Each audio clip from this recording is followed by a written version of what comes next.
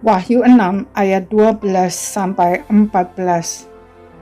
Maka aku melihat ketika anak domba itu membuka meterai yang keenam, sesungguhnya terjadilah gempa bumi yang dahsyat, dan matahari menjadi hitam bagaikan karung rambut, dan bulan menjadi merah seluruhnya bagaikan darah.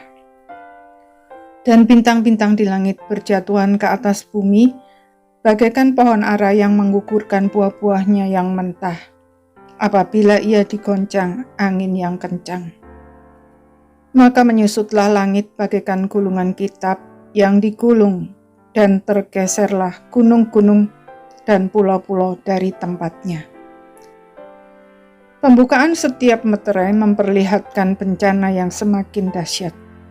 Gempa bumi yang dahsyat adalah simbol murka Allah sebagai jawaban dari doa orang-orang yang sudah ditebus, termasuk para martir yang sudah mendahului kita.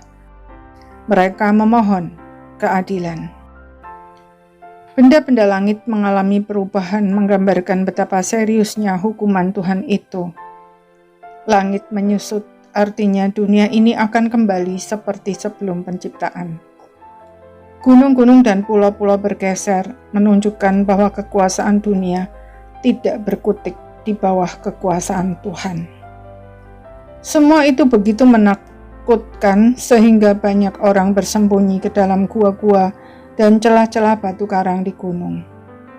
Mereka yang bersembunyi itu adalah raja-raja di bumi dan pembesar-pembesar, serta perwira-perwira dan orang-orang kaya, serta orang-orang berkuasa, dan semua budak serta orang merdeka. Maksudnya, pada akhirnya semua manusia sama tidak berdayanya. Kekuasaan dan kekayaan tidak ada artinya. Semua orang menjadi bingung dan takut dan berharap segera mati agar tidak usah berhadapan dengan murka Allah. Mereka tidak sadar bahwa kematian jasmani bukan jalan keluar dan bukan akhir dari segalanya. Sebab manusia memang memiliki permulaan, tetapi tidak memiliki akhir. Sampai kapanpun setiap orang harus berhadapan dengan tahta pengadilan Allah untuk mempertanggungjawabkan semua perbuatan kita dan menerima hukuman kekal jika selama hidup tidak bertobat.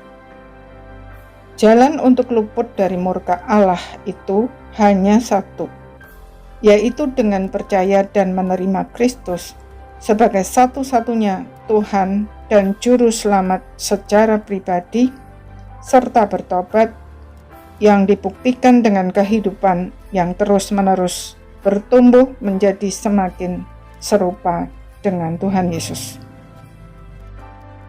Kesempatan memang diberikan kepada kita sepanjang hidup kita di dunia.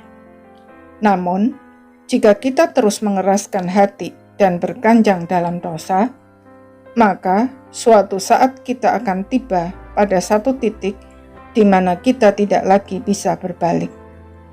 Lagi pula, kita tidak pernah tahu sampai kapan kita masih diberi hidup. Karena itu, mari kita gunakan kesempatan yang masih ada ini dengan sebaik-baiknya. Amin.